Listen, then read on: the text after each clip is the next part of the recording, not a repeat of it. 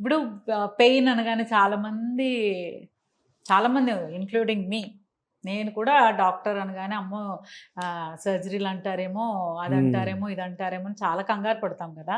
So అలా లేకుండా ఒక ట్రీట్మెంట్ తీసుకురావడం అనేది అసలు ఎలా సాధ్యమైంది?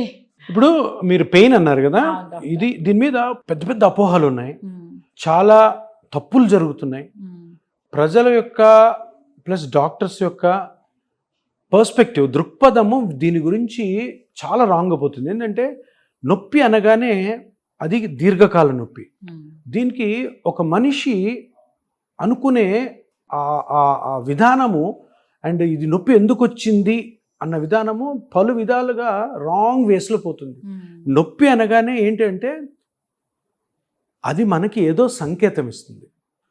నీ బాడీలో ఏదో ఒకటి పార్ట్ నీకు ఒక వార్నింగ్ సైన్ ఇస్తుంది, బాస్ ఇది ఏదో చూడు దీని సంగతి. ఆ, దాన్ని మనము చాలామంది అంటే దగ్గర దగ్గర 80% మన ఇండియాలో అవుట్ సైడ్ కంట్రీస్లో కూడా ఇలాగ ఉంటుంది. ఏదో పెయిన్ కిల్లర్ వేసుకొని సప్రెస్ చేసేద్దాము, ఆ, పెయిన్ కిల్లర్ వేసుకొని సప్రెస్ చేసుకొని పనిలో పడిపోదాము. మీరు ఎన్నో షూట్స్ చేస్తుంటారు, అవును. హెడేక్ వస్తుంది, టక్కన ఒక ఏదో పారాసిటమాల్ వేసుకొని, అంతే. ఎందుకంటే వర్క్ ఇంపార్టెంట్ అక్కడ. Work important. కానీ మనం ఆలోచించేది ఏంటంటే ఏదో కంటిన్యూస్గా వస్తుంది హెడేక్ అంటే ఏదో ఏదో చెప్తుంది ఇది మనకి, అంత ఈజీ కాదు అన్నది ప్రజల్లో అవేర్నెస్ లేదు, డాక్టర్స్లో కూడా అవేర్నెస్ లేదు.